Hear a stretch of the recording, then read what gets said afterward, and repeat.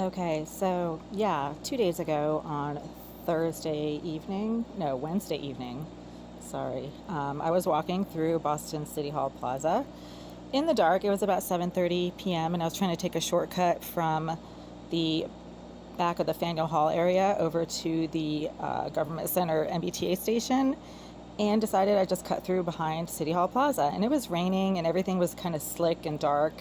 And I have some really bad eye issues. I'm kind of visually disabled these days, borderline legally blind. I mean, I was told I was like right on the line of being legally blind, and that was by my ophthalmologist. So, yeah, I can't see. And fell down a flight of stairs, concrete steps that were really kind of wide, and severely injured both of my ankles, my knees, my hip, my shoulder, my back, and my wrist. And I was in the hospital overnight, Wednesday night into Thursday. They finally let me go with a PT referral. And what's important to note is that everybody in the building complex where I live, they think I'm completely nuts. I'm not, and the joke is on them, obviously. But I keep ending up in emergency rooms with, back injuries and knee injuries and concussions. I had a concussion a year ago when a crazy liberal activist at Target threw a hard object at my head, and I immediately got a concussion and went to the hospital, and they diagnosed a concussion, and then I had a back injury from that, as well as spinal injury from the whiplash from the object being thrown at my head. And all of these doctors and nurses are evaluating me, and not a single one of them has ever suggested that I see a psychologist or a psychiatrist. You get social workers in there, they're asking you if you can do things on your own, like can you climb the stairs in your apartment on your own? Do you need assistance? How are you going to cook your meals? I mean, they evaluate all that. So if I was really completely nutso, wouldn't they have referred me to a psychiatrist or a psychologist years ago?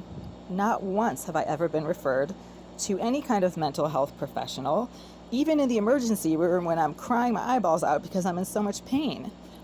So, that speaks to the mental health issues of the people who are generating these lies and rumors themselves. People who are crazy think that everybody else is crazy.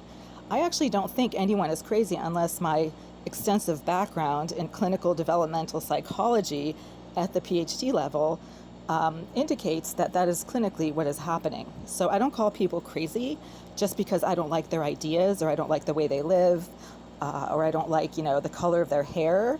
I call people crazy if they meet all of the diagnostic criteria necessary to meet certain levels of clinical mental dysfunction. And that would apply to the psychopath in Unit 78. It absolutely would apply to the violent nut job who keeps throwing things at my head and trying to break down my door. This person lives directly below me in Unit 76. So these people are verifiably mentally unstable, and their behavior shows it. But they think I'm crazy because I do or say things that they don't like. There's a huge difference. And many people these days are completely incapable of understanding that. So back to my ankles. Yeah, I was in the ER for 18 hours.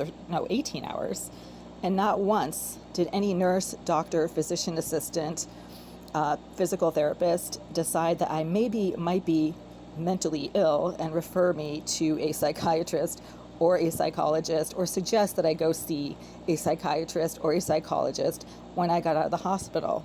The only referral I got from this ER visit, where I slept overnight in the hospital, was physical therapy. Case closed.